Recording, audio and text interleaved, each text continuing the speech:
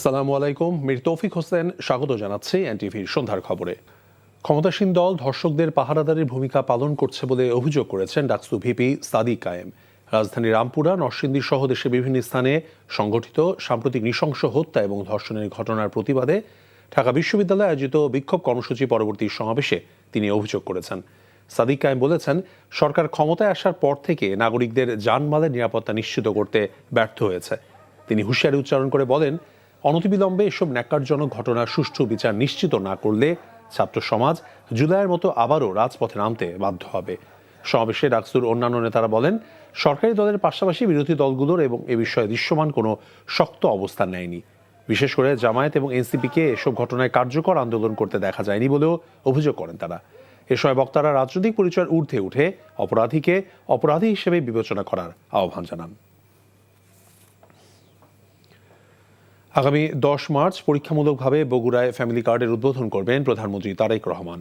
এ উপলক্ষে 10 মার্চ বগুড়ায় যাবেন প্রধানমন্ত্রী হিসেবে তারেক রহমানের এটি হবে বগুড়ায় প্রথম সরকারি সফর। শুক্রবার শিবগঞ্জ উপজেলায় নামাজের আগে এ তথ্য জানান স্থানীয় সরকার প্রতিমন্ত্রী মীর শাহে আলম।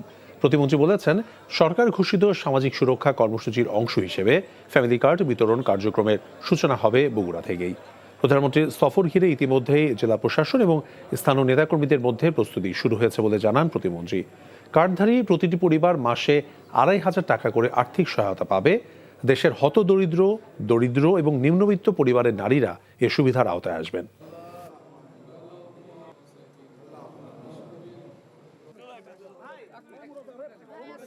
মাননীয় প্রধানমন্ত্রী সবকিছু ঠিক থাকলে আগামী 10ই মার্চ বগুড়াতে উনি এটা আনুষ্ঠানিক উদ্বোধন করবেন ইনশাল্লাহ। এরপরে কৃষকদের জন্য যে কৃষক কার্ড, এটিরও কমিটি করে দেওয়া হচ্ছে, এটাও দ্রুত শুরু হবে। ইমাম মুয়াজ্জিনদের বেতন বা সম্মানের যে বিষয়টা, ইতিমধ্যেই মন্ত্রী পরিষদের বৈঠকে একটি আন্তঃমন্ত্রণালয়ের কমিটি করে দেওয়া হয়েছিল, সেখানে প্রাথমিক সিদ্ধান্ত হয়েছে বাংলাদেশের প্রত্যেকটি ইউনিয়নের একটি করে মসজিদ হলেও ঈদের আগে পাইলট প্রোগ্রাম হিসাবে এটা আমরা শুরু করতে যাচ্ছি। জুমার নামাজ আদায় করতে এসেছিলেন। নামাজ শেষে মসজিদ থেকে বের হতেই এক ঝাঁক কৌতূহলী চোখের মুখোমুখি হলেন প্রধানমন্ত্রী তারেক রহমান। রাজধানী নৌবাহিনী সদর দফতর মসজিদের সামনে এক অন্যরকম আবহ। কোনো প্রোটোকল বা গাম্ভীর্য নয়, বরং শিশুদের সঙ্গে পরম মমতায় মিশে গেলেন দেশের সরকার প্রধান। শুক্রবার জুমার নামাজ শেষে নেভি হেডকোয়ার্টার মসজিদের সামনে শিশুদের সঙ্গে প্রধানমন্ত্রীর এই আলাপচারিতার একটি ভিডিও সামাজিক যোগাযোগ মাধ্যমে এখন রীতিমতো ভাইরাল। মসজিদ চত্বরে প্রধানমন্ত্রীকে দেখা মাত্রই একদল শিশু কিশোর তাকে ঘিরে ধরে। শিশুদের চোখে মুখে বিস্ময় আর আনন্দ। এরই মধ্যে একজন সাহসী হয়ে প্রশ্ন করল প্রধানমন্ত্রীকে, তিনি সব রোজা রেখেছেন কিনা। শিশুদের নিষ্পাপ প্রশ্নে মুচকি হেসে প্রধানমন্ত্রী উত্তর দিলেন, তিনি সবগুলো রোজা রেখেছেন। প্রধানমন্ত্রীর উত্তর শুনে উপস্থিত শিশুদের মধ্যেও শুরু হয় রোজা রাখার গল্প। একে একে সবাই বলতে শুরু করে তারা কে কয়টি রোজা রেখেছে।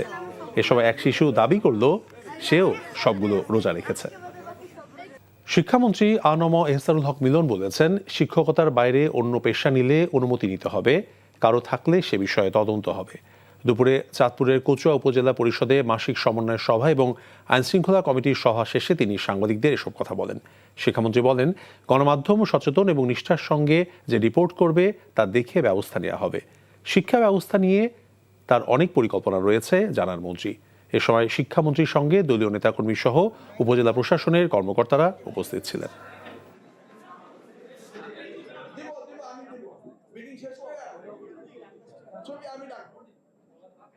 শিক্ষকতার বাইরে অন্য পেশা, পেশা এটা তো পারমিশন নিতে হয়। এটা সরকারি নিয়ম যে পারমিশন না নিলে এদের ভিতরে ইনভেস্টিগেশন হবে। আপনারা রিপোর্ট করে দেন এবং আপনারা যদি সিনসিয়ারলি অনেস্টলি রিপোর্টিং করতে থাকেন, আমরা সেই রিপোর্টিংগুলি দেখে ব্যবস্থা নেব। রাজধানী ধানমন্ডিতে ঝটিকা মিছিলের সময় কার্যক্রম নিষিদ্ধ আওয়ামী লীগের 7 জন নেত্রী সহ 8 জনকে গ্রেফতার করেছে পুলিশ। গ্রেফতারকৃতদের মধ্যে তাদের বহনকারী একটি মাইক্রোবাসের চালকও রয়েছেন। শুক্রবার ভোর 6:15টার দিকে ধানমন্ডি 2 নম্বর সরকারি স্টার কাবাব রেস্তোরাঁর সামনে থেকে 20 থেকে 25 জন নারী ব্যানার ও প্ল্যাকার্ড হাতে মিছিল বের করে। পুলিশ জানায়, মিছিলের খবর পেয়ে টহলরত মোবাইল টিম ঘটনাস্থলে পৌঁছালে অংশগ্রহণকারীরা ছত্রভঙ্গ হয়ে পালানোর চেষ্টা করে। এ সময় 7 জন নারীকে আটক করা হয়। তাদের বহনকারী একটি মাইক্রোবাস জব্দ করা হয়েছে এবং চালককেও গ্রেফতার করা হয়েছে। ধানমন্ডি জোনের সহকারী কমিশনার বলেছেন, তাদের বিরুদ্ধে ধানমন্ডি থানায় সন্ত্রাস বিরোধী আইনে মামলা দায়ের করা হয়েছে। একটি দল এখন চেয়ার দখল করছে, কয়েকদিন পর ব্যাংক দখল শুরু করবে বলে মন্তব্য করেছেন কুমিল্লা ৪ আসনের সংসদ সদস্য এবং এনসিপির দক্ষিণাঞ্চলের মুখ্য সমন্বয়ক হাসনাত আব্দুল্লাহ। রাজধানীতে এক ইফতার মাহফিলে তিনি এ মন্তব্য করেন। জুবায়ের প্রধানের রিপোর্ট।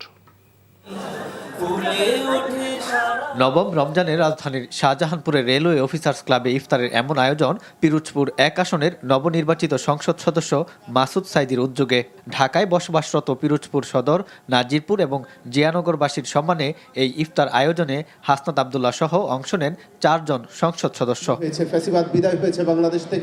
ইফতার ও দোয়া মাহফিলে কুমিল্লা ৪ আসনের সংসদ সদস্য হাসনাত আব্দুল্লাহ রমজান থেকে শিক্ষা নিয়ে রাষ্ট্রীয় অর্থ এবং চাঁদাবাজি থেকে রাজনৈতিক দলগুলোকে সংযমী হওয়ার আহ্বান জানান। কিছু দল আছে যারা চাঁদাবাজে যুক্ত, দুর্নীতিতে যুক্ত, যারা বিভিন্ন দখলে যুক্ত, যারা মব সৃষ্টি করে ব্যাংক দখল করে, তারা বিভিন্ন ব্যাংক দখল করে এখন চেয়ার দখল করছে, কিছুদিন পরে ব্যাংক দখল করবে। আল্লাহ যেন তাদেরকে সংযমী হওয়ার এই রোজা থেকে যে শিক্ষা, এই শিক্ষাটা যেন তারা নিতে পারে, সেটা যেন আল্লাহ সবাইকে কবুল করে, সেজন্য দোয়া করবেন। মাহফিলে পাবনা ১ আসনের সংসদ সদস্য ব্যারিস্টার নাজিবুর রহমান মোমেন সহ আগত সংসদ সদস্যরা ব্যক্তিগত এবং রাষ্ট্রীয় সকল কাজে আল্লাহর ভীতি নিয়ে দায়িত্ব পালন করার অঙ্গীকার করেন। রাষ্ট্রীয় অর্থনৈতিক সকল কাজে কর্মে আল্লাহ ভীতি প্রদর্শন করতে পারি, আল্লাহকে হাজির নাজির জেনে আমাদের দায়িত্ব পালন করতে পারি, আমাদের কর্তব্য পালন করতে পারি, এই তাকওয়ার গুণাবলী অর্জন করতে হবে আমাদেরকে এই মাহে রমজানে। আমাদের উপরে যে পবিত্র আমানত, যে জিম্মাদারি আমাদের উপর অর্পিত হয়েছে, আল্লাহ রাব্বুল আলামিন যেন আমাদেরকে এই জিম্মাদারি যথাযথভাবে পালন করার তৌফিক দান করেন। ইফতার মাহফিলে মাওলানা কামাল উদ্দিন জাফরি দোয়া মোনাজাতে দেশবাসীর কল্যাণ কামনা করেন। জুবায়ের প্রধান, এনটিভি নিউজ, ঢাকা।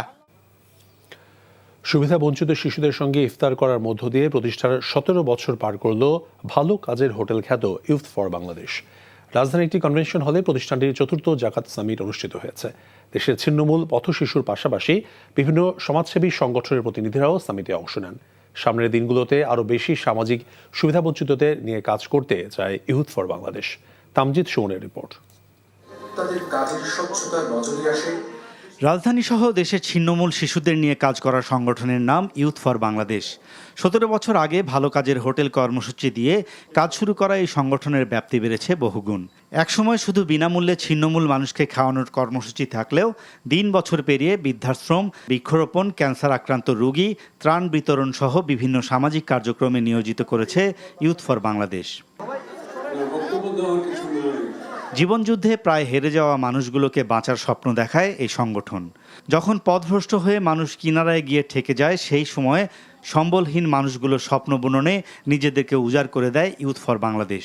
আমাদের যাতে পড়াশোনার কোনো অসুবিধা না হয়, তার জন্য আরিফ স্যার আমাদেরকে ওয়ার্ডের ছাত্রাবাসে পাঠিয়েছেন, যাতে আমরা ওইখানে থাকা খাওয়ার পাশাপাশি ওনাদের অর্থায়নে সম্পূর্ণ পড়াশোনার সুযোগ পাই। 2015 সাল থেকে এই স্কুলেই পড়াশোনা চালিয়ে যাচ্ছি, এমনকি তাদের সহায়তায় আমার এখনও পড়াশোনা চলতেছে। ইউথ ফর বাংলাদেশ তাদের ৪র্থ জাকাত সামিট উদযাপন করল ছিন্নমূল এতিম শিশুদের সাথে ইফতার করে, যেখানে অংশ নেন ইউথ ফর বাংলাদেশের প্রধান উপদেষ্টা সহ প্রতিষ্ঠানটির উদ্যোক্তারা।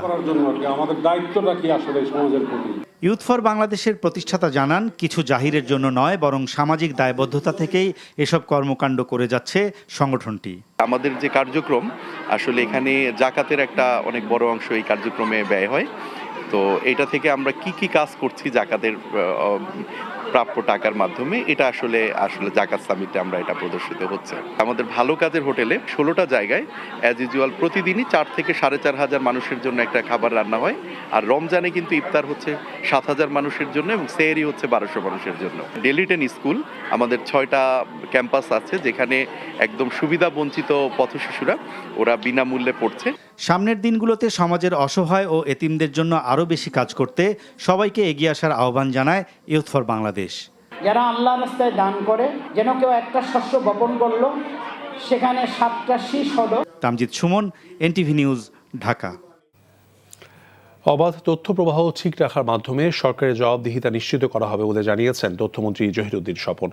সকালে বরিশাল সার্কিট হাউসে জেলা পর্যায়ে সরকারি কর্মকর্তাদের সঙ্গে নিয়ে সভা শেষে সাংবাদিকদের প্রশ্নের জবাবে তিনি কথা জানান। তথ্যমন্ত্রী বলেন, আধুনিক প্রযুক্তি নির্ভর বিশ্ব ব্যবস্থা এবং ইকোসিস্টেমের মাধ্যমে নতুন গণমাধ্যমের সঙ্গে যুক্ত হতে উদ্যোগ নেওয়া হবে। এর আগে তিনি সড়ক দুর্ঘটনায় ক্ষতিগ্রস্তদের মাঝে বিআরটি এর অনুদানের চেক বিতরণ করেন। এ সময় 61 জন ক্ষতিগ্রস্তকে 2,17,00,000 টাকার চেক বিতরণ করা হয়।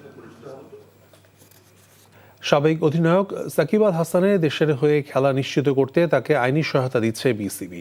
Bangladesh sports journalist association BSG এর ইফতার মাহফিলে বিষয়টি নিশ্চিত করেছেন বিসিবির সহ সভাপতি ফারুক আহমেদ।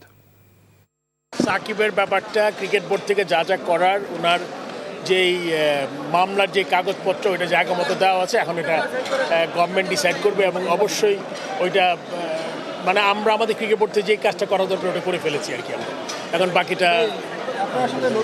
এই ছিল সন্ধ্যার খবরে। এই খবরের ভিডিও সহ আপডেট জানতে ভিজিট করুন এনটিভি অনলাইন www.ntvbd.com। এছাড়াও এনটিভির জনপ্রিয় সব অনুষ্ঠান এবং খবরের আপডেট জানতে ভিজিট করুন আমাদের ইউটিউব এবং ভেরিফাইড ফেসবুক পেজ। রাত 10:30 রাতের খবর দেখার আমন্ত্রণ রইল। ধন্যবাদ সবাইকে।